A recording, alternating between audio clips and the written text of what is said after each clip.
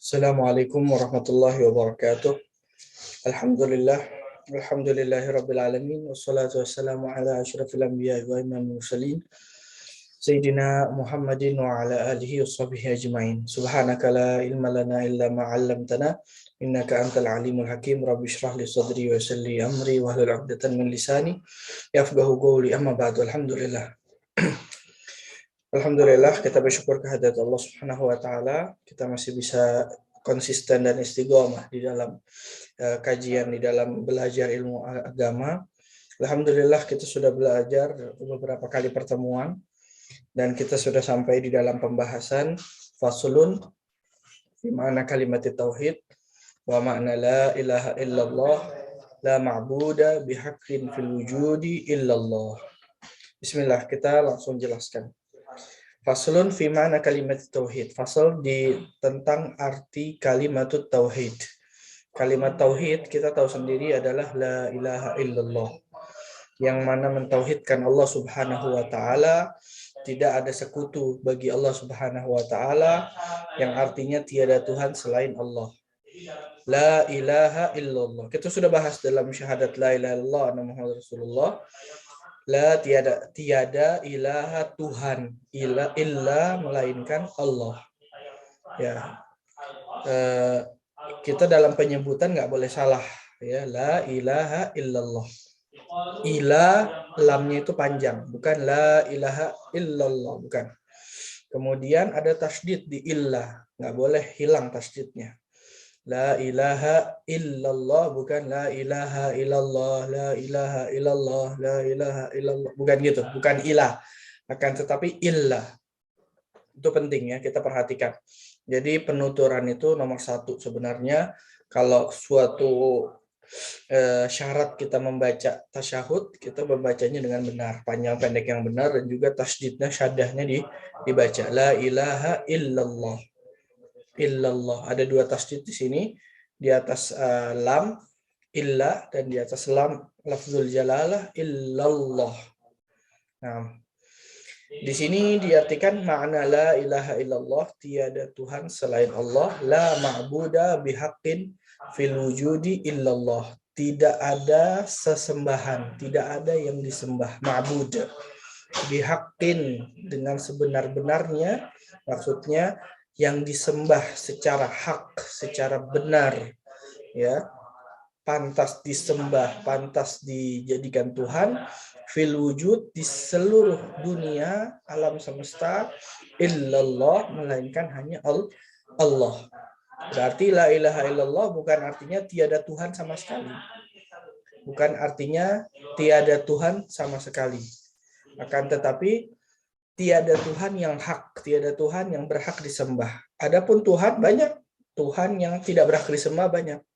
Ya, ada yang menyembah Nabi Isa, ada yang menyembah Uzair, ada yang menyembah itu Nabi Uzair, dikatakan anaknya Tuhan, Uzair ibnullah. Kemudian ada yang mengatakan Tuhan mereka api, kaum Majusi. Ada yang mengatakan Tuhan mereka berhala, kaum Wasaniyah atau musyrikin. Ya, ada yang mengatakan Tuhan mereka bintang, ya, as-soba, ya, sobaiyah, dan lain-lain. Banyak ya Tuhan selain Allah, yang dianggap Tuhan selain Allah, ya, yang batil itu banyak. Akan tapi mereka semua akan dimasukkan ke dalam api neraka. Innakum wa ma ta'buduna min dunillah hasabu jahannam. Kecuali di antara Tuhan mereka, yang mana Tuhan mereka itu Nabi dan Rasul, yang mana tidak memerintahkan untuk disembah, seperti Nabi Isa, Nabi Uzair, mereka akan selamat. Soalnya kenapa? Mereka disembah tapi mereka tidak ridho atas penyembahan tersebut. Taib. La ilaha illallah la ma'bud bihaqqin fil wujud illallah. Jadi kalau kita baca la ilaha illallah, kita menafikan segala bentuk ketuhanan selain Allah Subhanahu wa taala. Segala bentuk ketuhanan yang ada, ya, kita diajarkan bentuk ketuhanan itu bukan suatu yang dijadikan Tuhan secara sah. Bisa juga segala yang kita pikirkan, yang kita anggap besar, yang kita anggap azim, yang kita anggap azim ya, agung, nah itu bisa dikategorikan Tuhan, seperti hawa nafsu, seperti dunia, seperti harta, seperti jabatan, seperti popularitas, seperti hal-hal seperti itu, seperti ridhonya makhluk, ridhonya sesama manusia. Nah, itu banyak yang menyembah berhala-berhala hal tersebut, akal pikiran. Ya, banyak orang yang menyembah akalnya, nggak masuk akal, bukan kita nggak terima, kita tolak, kita nggak masuk akal mereka, padahal akal ini terbatas Allah ciptakan. Nah, dan lain-lainnya itu semuanya hendaknya kita nafikan dalam perkataan kita, la ilaha illallah, la ilaha illallah. Baik. Bismillah, kita masuk ke dalam pembahasan. Sebelum sholat, kuncinya sholat adalah toharoh, ya, kesucian. Kuncinya kesucian dimulai dari ketika seseorang masuk ke dalam fase baligh. Kita tahu sendiri ada namanya baligh, ya, ada namanya akil, baligh dan akil, ya, berakal. Nah, sekarang kita membahas di dalam arti baligh dulu. Ya, arti baligh atau tanda-tanda seseorang sudah mencapai akil baligh. Ya, bahasa kita juga akil baligh ya. Ya, sudah sampai ke baligh. Ya. Mufradat bulugh ini juga diartikan di dalam bahasa Arab sebagai artinya dewasa. Seorang sudah mulai dewasa, ya, dinamakan ketika dia sudah baligh. Walaupun pemikirannya, walaupun kebiasaannya masih kekanak-kanakan, tapi dia sudah dianggap dewasa. Tapi secara syariat ini ada tanda-tanda yang terjadi di dalam fisik seseorang, baik laki-laki ataupun perempuan. Taib. Pertama kita bahas arti alamatil bulugh. Alamatil bulugh itu, alamat itu adalah jam'u alamah. Alamah itu artinya tanda. Nah, apa itu tanda? Tanda itu kalau salah satunya ada, berarti hal tersebut itu ada. Ya, contohnya ini disebutkan ada 3. Salah satu ada, balighnya itu ada. Sudah baligh. Nggak harus 3-3-nya ada, harus cukup 1 ada semuanya, atau baligh itu terjadi atau terwujud. Itu artinya al-alamah. Nah, kemudian kalau misalnya 1 itu tidak ada, belum pasti baligh itu tidak ada. Bisa aja yang kedua ada, bisa aja yang ketiga ada. Jadi kita nggak bisa pastikan. Kita bisa pastikan kalau salah satu ada, baligh itu terjadi. Akan tetapi kalau salah satu itu nggak ada, kita nggak bisa pastikan baligh itu tidak terjadi. Bisa aja ada tanda yang kedua, ada tanda yang ketiga. Alamatul bulughi salas. Nah, alamat seseorang sudah baligh ada 3. Nanti akan dijelaskan yang mana yang untuk laki-laki, yang mana yang untuk perempuan, yang mana yang bisa untuk dua-duanya, laki-laki maupun perempuan. Taib. Nah, taib. Apa sih arti baligh itu? Baligh itu adalah seseorang di dalam agama ya, dalam syariat, seseorang sampai ke dalam batasan taklif. Taklif itu dia sudah memiliki tanggung jawab dan pertanyaan dan perhitungan untuk segala amal perbuatannya dia. Dicatat semua amalnya, baik yang baik atau yang buruk, sudah tidak ditanggung lagi oleh orang tua. Akan tetapi masih kalau orang tua itu mengajarkan kebaikan waktu masih kecil, masih ada pahala yang mengalir kepada orang tua tersebut tanpa mengurangi sedikit pun pahala yang mengerjakan. Begitu juga kalau ada yang mengajarkan keburukan, begitu juga akan kembali kepada orang yang mengajarkan keburukan tanpa mengurangi keburukan si pelaku sedikit pun. Taib. Ya, itu adalah alamatul bulugh, yaitu artinya baligh ya, sampai kepada haddut taklif. Taib. Yang pertama adalah tamamu 15 sanatan fi dzakari wal untha. Apa artinya? Lengkapnya ya, sempurnanya umur 15 tahun baik laki-laki atau perempuan.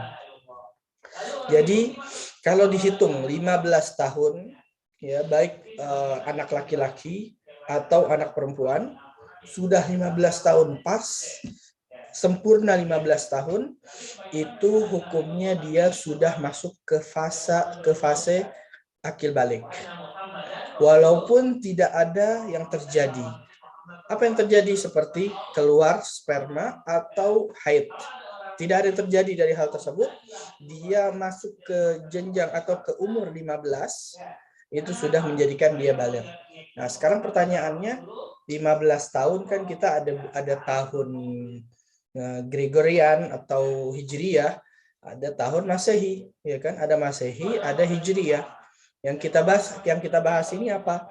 Yang dibahas di sini tentunya adalah tahun Qamariyah, tahun Hijriyah. Nah, sekarang gimana caranya kita tahu? Sekarang banyak sih aplikasi ya. Kita tinggal cari di internet. Tanggal segini, bulan segini, tahun segini Masehi, berapa Hijriyah. Langsung kelihatan ada kalkulator yang otomatis, ada aplikasinya, atau bisa cari langsung di internet. Kita bisa mengetahui umur kita berapa tahun, berapa bulan, berapa hari. Ya, berapa tahun, berapa bulan, berapa hari, kita bisa mengetahuinya. Ya, nah dari situ kita menghitung. Ini anak sudah berapa tahun? Apakah sudah 15 tahun pas Qamariyah ya atau Hijriyah, atau belum, atau sudah lewat? Ya, kalau sudah lewat sudah pasti dia baligh. Kalau pas sudah baligh, kalau belum berarti dia belum baligh. Memangnya berbeda? Iya berbeda. Kita tahu sendiri setiap bulan Hijriyah itu nggak ada yang sampai 31, cuma 29, 30. Kalau Masehi itu 30, 31. Ya, ada yang 28. Itu perbedaannya terlihat jelas ketika seseorang sudah berumur 33 tahun atau 30 tahun, 31 tahun, kurang lebih segitu. Itu berbeda 1 tahun. Jadi kalau misalnya baru 15 tahun umur Masehinya, kemungkinan belum ada perbedaan, tapi sudah banyak perbedaan bulannya. Ya, bulannya sudah banyak lebihnya. Ya. Tapi kalau sudah umur 30, 31 tahun, itu bisa berbeda 1 tahun. Bisa berbeda 1 tahun antara tahun Hijriyah dengan tahun Masehi. Taib, ala kulli hal. Kita lihat umurnya dia, sudah berapa tahun Hijriyah. Kalau sudah sampai tepat 15 tahun, itu dia langsung dihukumi baligh dengan sendirinya, ya, sudah dicatat amal perbuatannya. Nah, kemudian ya seperti itu ya. Dan ini tepat. Maksudnya apa? Kalau 15 tahun kurang 1 hari masih belum baligh. Tapi kalau 15 tahun pas ya, itu sudah dihitung baligh. Jadi kurang 1 hari saja sudah dianggap dia belum dianggap baligh. Tapi kalau sudah lewat 1 hari tersebut, sudah pas 15 tahun, itu baru dihitung dia sudah baligh. Karena kira jelas ya. Kemudian yang kedua adalah al-ihtilam wal ihtilam. Fi dzakari wal unsa litis'i sinin. Ya, artinya dzakar wal unsa tadi buat laki-laki dan perempuan. Al-ihtilam. Ihtilam asli katanya hulum itu mimpi. Ya, bermimpi atau melihat sesuatu di dalam tidur, itu asli kata ihtilam, mimpi biasa, mimpi aja. Nah, tapi sekarang dianggap atau dijadikan suatu kosakata dalam fikih, al-ihtilam itu adalah mimpi basah atau keluarnya sperma di dalam waktu tidur. Taib. Nah, itu asli katanya. Nah, di sini keluar mani atau keluar sperma, baik laki-laki fidzakar wal unsa, baik ataupun perempuan, litis sinin, kalau sudah mencapai 9 tahun. Nah, sekarang di sini ada pembahasan tahun lagi. Pertanyaan sama. Tahun Hijriyah atau tahun Masehi? Ya jelas tahun Hijriyah. Oke. Pertanyaan kedua, tepat atau tidak tepat? Nah, di sini ulama mengatakan 9 tahun, ya, udah 9 tahun ke atas. Ya, dia keluar mani, dia sudah dihukumi baligh. Nah, sekarang 9 tahunnya tepat kayak tadi 15 tahun atau tidak tepat? Ulama mengatakan perkiraan saja. Dikira-kirakan saja. Ya, dikira-kirakan. Ya. Baik. Dikira-kirakan maksudnya bagaimana? Ya, kurang lebih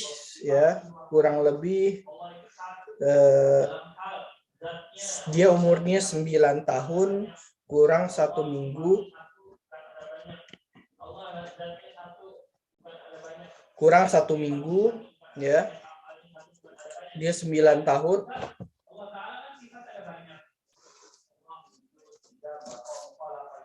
Kurang 1 minggu atau kurang 10 hari, ya, kurang lebih.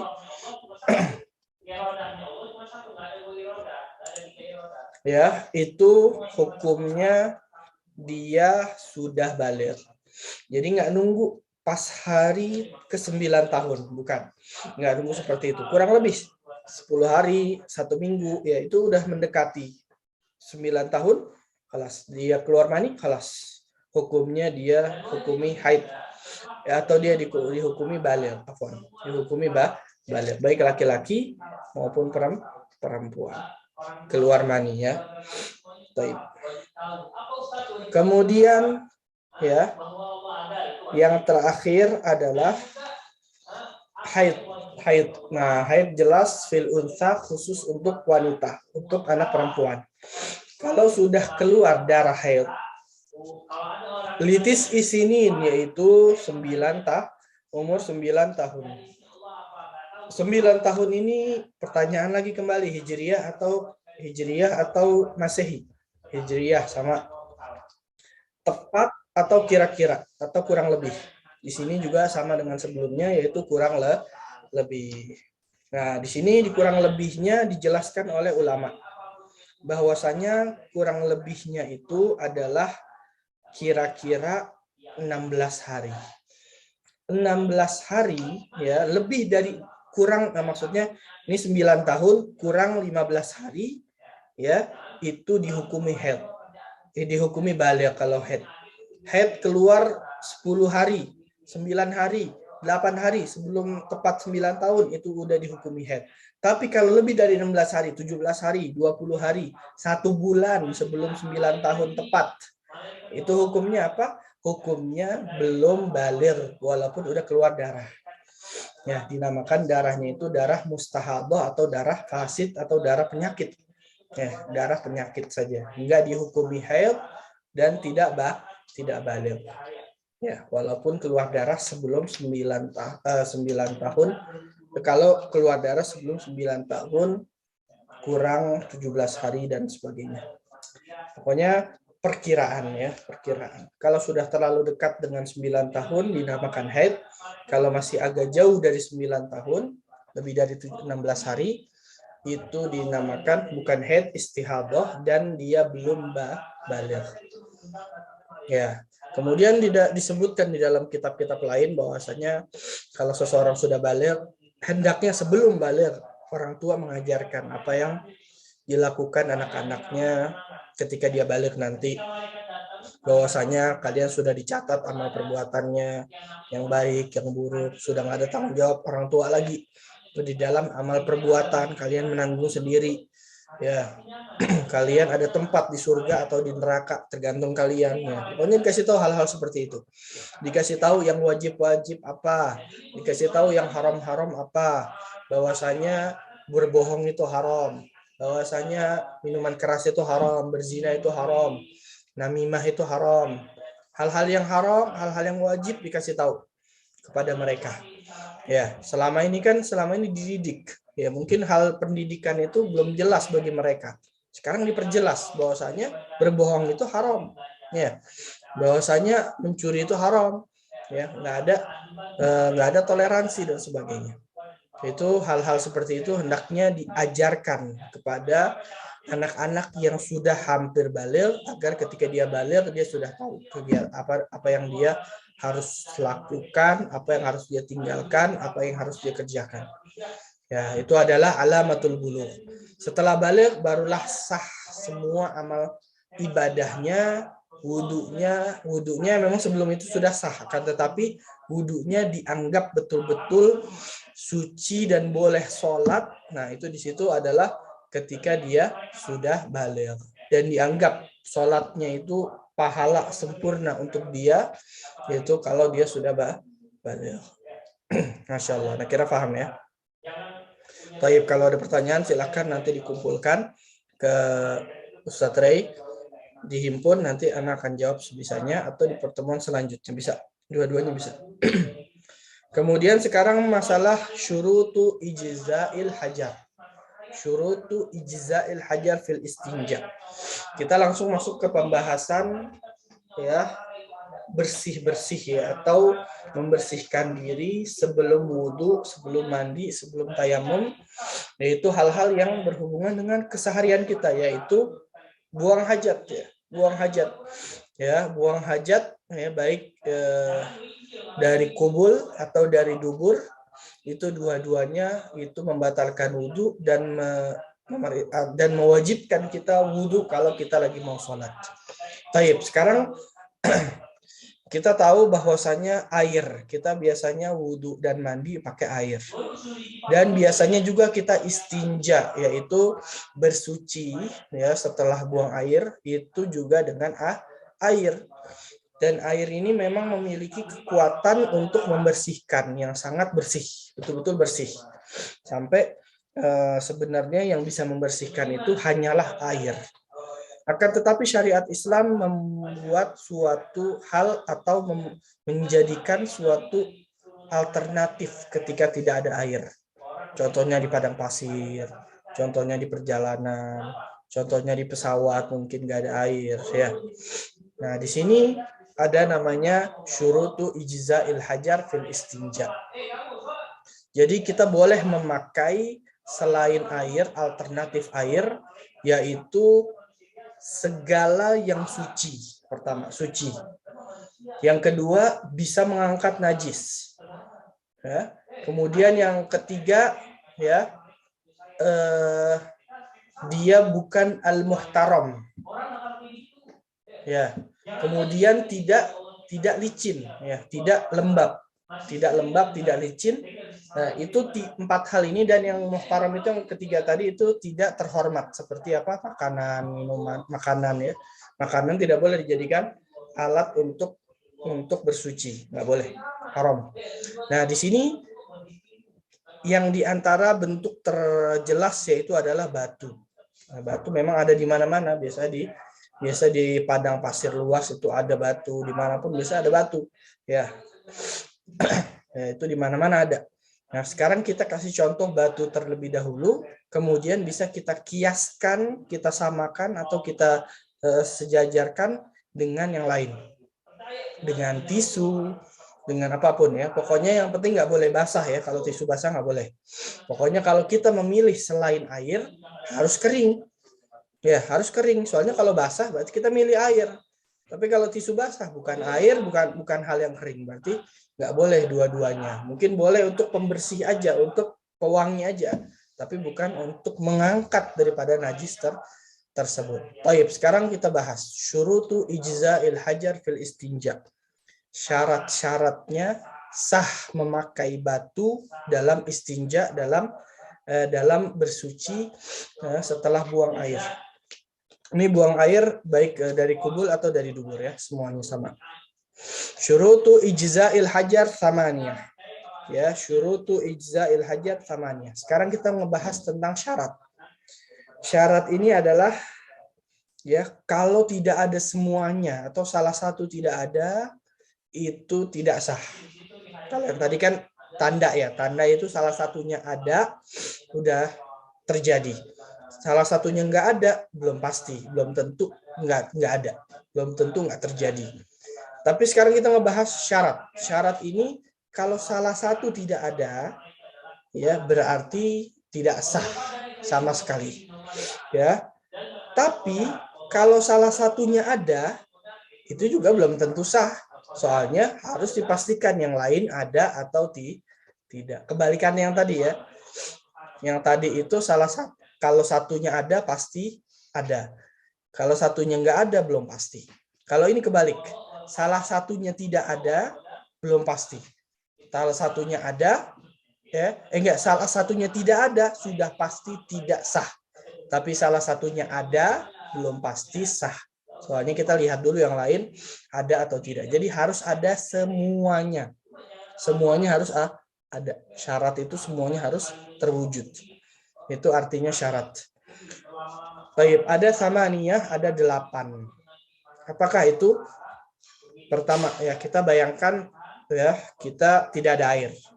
Oke, kita mau memakai, kita sudah buang hajat ya. Kemudian kita mau memakai batu. Oke, batu. Ya, kita bayangkan batunya, bagaimana syaratnya dan proses dalam mensucikannya agar jadi suci. Baik. Yang pertama adalah an yakuna bi salasati ahjar. Hendaknya ada tiga batu. Hendaknya ada tiga batu. Sebentar.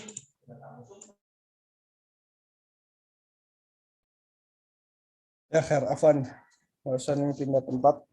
Baik, yang pertama tadi adalah kita bayangkan yaitu harus memiliki ayyakuna bisalah sati ahjar. Harus ada tiga batu. Tiga batu ya, yang dimaksud tiga batu sebenarnya bukan 3 buah batu. Akan tetapi ya 3 kali basuh atau 3 kali mengambil, 3 kali pembersihan. Berarti memiliki 3 sisi. Ya. Walaupun ada satu batu yang bentuknya segitiga memiliki 3 sisi, itu sudah boleh. Jadi nggak harus ada 3 batu, kita 1, 2, 3, enggak. Tapi yang penting harus 3 kali basuhan atau 3 kali usapan, yang mana itu terwujud dalam 3 sisi, baik 3 sisi itu dalam 3 batu, atau dalam 2 batu, atau dalam 1 batu. Ya, pokoknya yang penting memiliki sisi, ada sisinya. Kalau ada 1 batu segitiga, itu kan 3 sisi, itu bisa. Sisi pertama buat basuhan atau usapan pertama, yang kedua untuk yang kedua, kemudian yang ketiga juga untuk yang terakhir. Nah, kira jelas ya. Jadi syarat yang pertama adalah harus ada 3 batu atau 3 usapan untuk batu. Jadi untuk istinja. Jadi boleh 1 batu 3 sisi, boleh 2 batu 3 sisi, boleh 3 batu 3 sisi. Nah, tapi mungkin untuk hati-hati kita bawa lebih dari itu, takutnya kurang dan sebagainya. Ini syarat yang pertama. Ya. Syarat yang pertama. Syarat yang kedua adalah wa an yunaqiyal mahal. Harus yunaqiyal mahal. Ya, membersihkan tempatnya. Artinya membersihkan itu sekiranya tidak tersisa kecuali bekas-bekas najisnya saja, bekas-bekas kotoran saja yang tidak bisa hilang kecuali dengan air, kecuali dengan hal-hal yang kecil, air atau bubuk atau apa itu yang bisa hilang dengan itu aja. Ya. Jadi kalau masih ada sesuatu yang bisa dibersihkan, itu namanya belum bersih. Jadi artinya bersih itu kalau sudah tidak ada yang bisa dihilangkan lagi kecuali dengan air atau dengan hal-hal yang kecil. Ya, tapi kalau masih ada, itu masih belum bersih namanya. Kan tadi kan 3. Kalau masih belum bersih tambah lagi 4. Belum bersih tambah lagi 5. Belum bersih tambah lagi 6. Tambah lagi 7. Maka dari itu disiapkan yang banyak. Batu istinja itu disiapkan yang banyak. Baik. Kemudian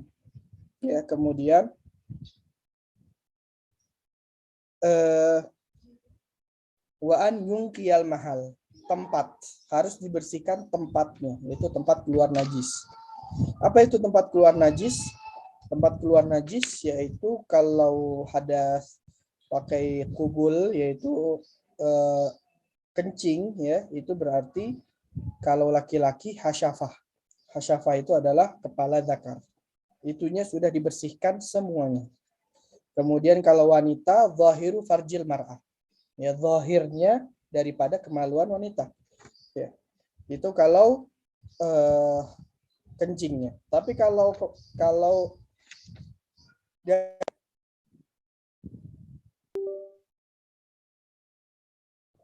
Taib, bismillah.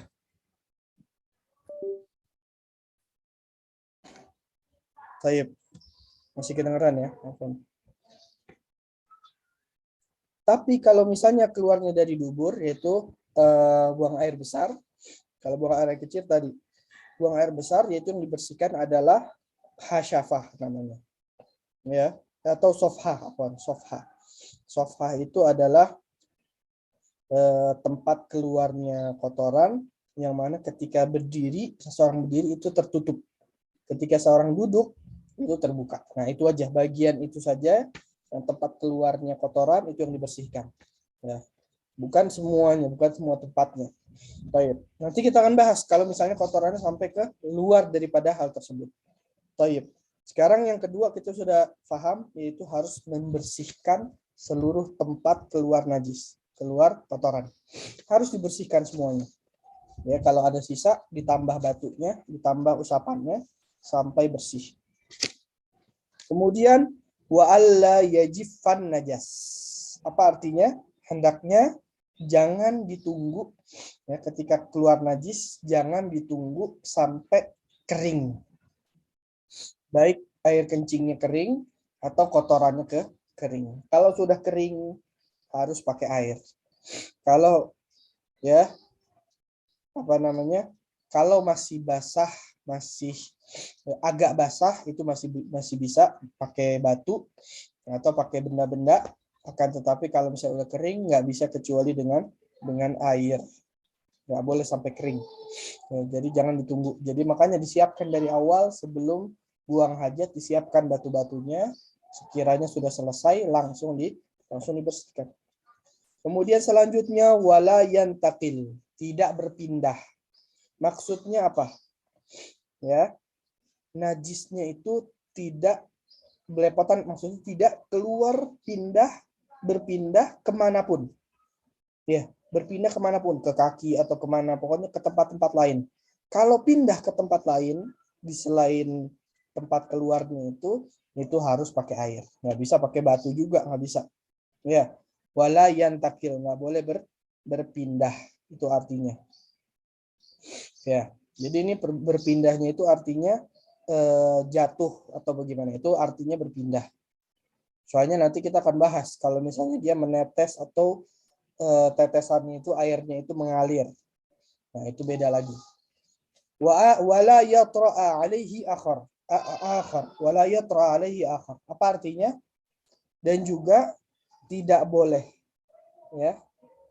La yatra, tidak boleh datang ya alaihi, ke atasnya, akhar, yaitu hal yang lain. Maksudnya apa? Di dalam najis yang keluar, di dalam istinja ini, nggak boleh ada najis atau sesuatu yang lain. Ya. Ya, nggak boleh ada yang lain.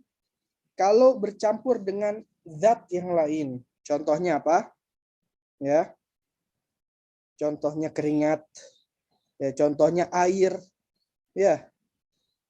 Atau contohnya kotoran bercampur dengan air kencing, ya. Itu kan udah bercampur itu. Atau sesuatu yang kering atau sesuatu yang najis atau yang suci seperti tanah ketemu atau kena tanah dan sebagainya, kena debu, kena tanah. Nah, itu namanya sudah bercampur, itu sudah tidak boleh, harus pakai air.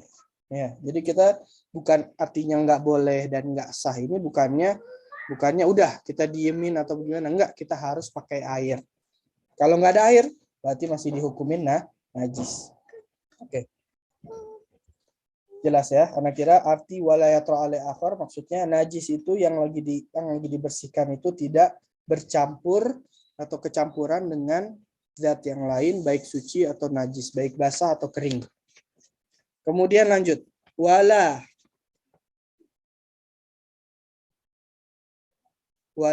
apa ini tulisannya? Yujawiza safhatahu wa hasyafatahu. Nah, ini yang Mama bilang tadi. Hendaknya yang keluar itu, najis yang keluar itu, kotoran yang keluar itu, la yujawiz, tidak melebihi, tidak melewati, dengan mengalir atau dengan keluarnya itu tidak melewati Sofhah dan hasyafah. Sofhah ini di dubur ya, di belakang. Sofhah ini tadi tempat keluar yang sekiranya kalau orang berdiri tertutup, kalau duduk terbuka. Nah, kalau keluar dari situ, ya kotorannya sudah keluar dari situ, ketika keluar, ya itu tidak bisa digunakan batu atau tisu atau yang lain-lain. Harus dengan air. Ya, kalau kemana-mana ya, kalau keluar dari situ. Begitu juga hasyafah, yaitu air kencingnya. Air kencingnya keluar ya, mengalir dari kepala zakar sampai ke bawahnya, sampai ke zakarnya itu semuanya. Mengalir lebih daripada kepala zakar, itu lebihnya itu sudah tidak boleh.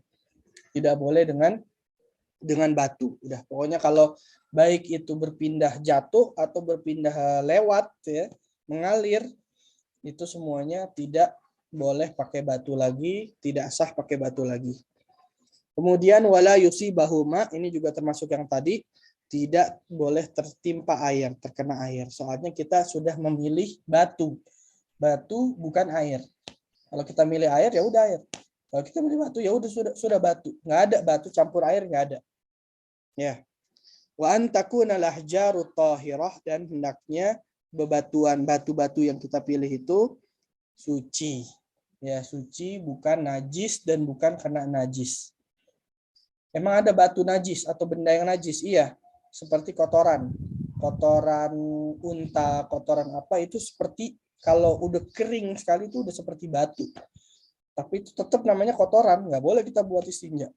Nah, itu namanya najis walaupun udah sekering apapun, seperti batu mirip ya, itu tetap nggak boleh dibuat istinja karena hukumnya masih najis. Begitu juga batu itu kalau sudah terkena najis, ada bekas najisnya, tidak boleh dipakai kembali. Nah, sekarang pertanyaan besar di sini. Ini kalau syaratnya salah satu nggak ada, berarti kan pakai air, oke? Kalau nggak ada air gimana? Nah, kan biasa kita kan kalau pakai batu biasanya lagi nggak ada air. Ya, jadi harus pakai air. Padahal lagi nggak ada air. Apa yang kita lakukan? Gini, kalau misalnya ini adalah syarat kalau kita mau pakai batu dihukumi suci. Ya, kita pakai batu dihukumi suci. Setelah itu kita tayamum atau kita wudhu, ya, kemudian sholatnya sah. Walaupun masih ada sisa baunya, yang penting sudah melalui syarat-syarat ini. Jadi kita pakai air bersih, udah sah. Sekarang kita pakai batu, mau sah, kita ikutin syarat-syarat ini. Kalau pakai batu, kemudian ada salah satu syaratnya kita tidak penuhi, jadi kita tidak sah, berarti hukumnya kita masih mutanajis, masih belepotan dengan najis. Nggak boleh kita wudhu langsung sholat, tidak boleh. Harus cari air dulu, baru bersih-bersih, baru kita sholat. Ya. Jadi ini adalah syarat untuk boleh bersuci dan sholat walaupun tanpa air sebelumnya. Maksudnya tanpa air dalam istinjanya. Ya, seperti itu. Dan jadi boleh dimakfu. Kalau pakai air, kita harus betul-betul bersih. Nggak ada sisa sedikit pun. Kalau ada sisa sedikit pun, masih nggak boleh. Masih najis. Masih nggak sah sholatnya. Tapi kalau pakai batu, nggak harus bersih sekali. Yang penting nggak ada yang bisa diambil lagi dengan batu. Sudah dinamakan sah. Boleh wudhu, boleh tayamum, boleh sholat. Pertanyaan lagi. Ini kalau kita mau istinja dengan batu, apakah syaratnya harus nggak ada air? Nggak juga. Boleh kita istinja dengan batu, dengan hal-hal yang disebutkan tadi, walaupun kita punya air, boleh. Kita nggak disebutkan syaratnya ini nggak boleh nggak ada air, nggak boleh begitu. Ya, nggak ada gitu. Nggak ada syaratnya tidak ada air, nggak ada. Boleh kita masih punya air banyak, tapi kita mau istinja dengan batu, boleh hukumnya. Ya, jadi kayak di pesawat ada air tapi terbatas sedikit banget, nggak bisa untuk bersih-bersih, nggak bisa untuk istinja. Ya udah, istinja dengan batu, tapi nggak ada batu di sana. Adanya apa? Adanya tisu, boleh. Yang penting 3 kali usapan minimal, kemudian syarat-syarat tadi semuanya dilengkapi, selesai. Nah, sekarang ada satu hal yang penting juga, yaitu istinja itu paling afdol nomor 1 dengan air. Nomor 1 sebenarnya adalah gabungan air dan batu. Loh Ustadz, tadi katanya nggak boleh kena air. Iya, bukan gitu. Pertama kita bersihkan dengan batu sampai selesai. Udah selesai, baru kita dengan air. Ini adalah istinja yang paling afdol, menggabungkan antara batu dan air. Batu terlebih dahulu tanpa ada hubungannya dengan air, tanpa tersentuh air, kemudian air, itu adalah istinja yang paling afdal.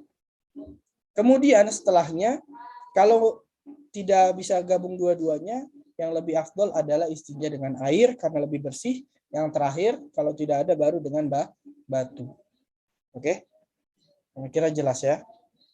Bahkan guru-guru kita di Yaman selalu menghimbau kita, ya, mau lebih afdol, siapkan tisu kering di WC kita, di kamar mandi kita. Untuk apa? Jadi kita bisa pakai dua-duanya karena lebih afdol. Pertama kita pakai tisu dahulu, sudah bersih semuanya, baru pakai air. Ya, jadi dapat dua. Ya, lebih afdol daripada cuma pakai air saja. Ya mungkin kadang-kadang buru-buru ya udah pakai air. Tapi kalau mau yang afdol, ya mau lebih bagus, lebih bersih, lebih utama, pakai dua-duanya. Siapkan tisu, kemudian pakai air. Ya, anak kira jelas sampai di sini. Mungkin sampai di sini dulu. Ya, minta maaf karena ini nggak streaming, karena saya ada acara yang harus dihadiri. Insya Allah kita akan masuk ke dalam bab wudhu. Ya, bab wudhu ini penting ya, sangat penting sekali di pertemuan selanjutnya. Segala bentuk pertanyaan silahkan dikumpulkan ke Ustadz Rey, baik di grup atau di luar grup, atau ditanyakan di pertemuan selanjutnya, atau dihimpun, atau pokoknya jangan tidak ditanyakan ya. Penting sekali ya. Pertanyaan kita mungkin walaupun kita anggap sepele, tapi itu sangat penting dalam pemahaman. Ya, sampai di sini kurang lebihnya mohon maaf. Wassalamualaikum warahmatullahi wabarakatuh. Dikembalikan kepada moderator.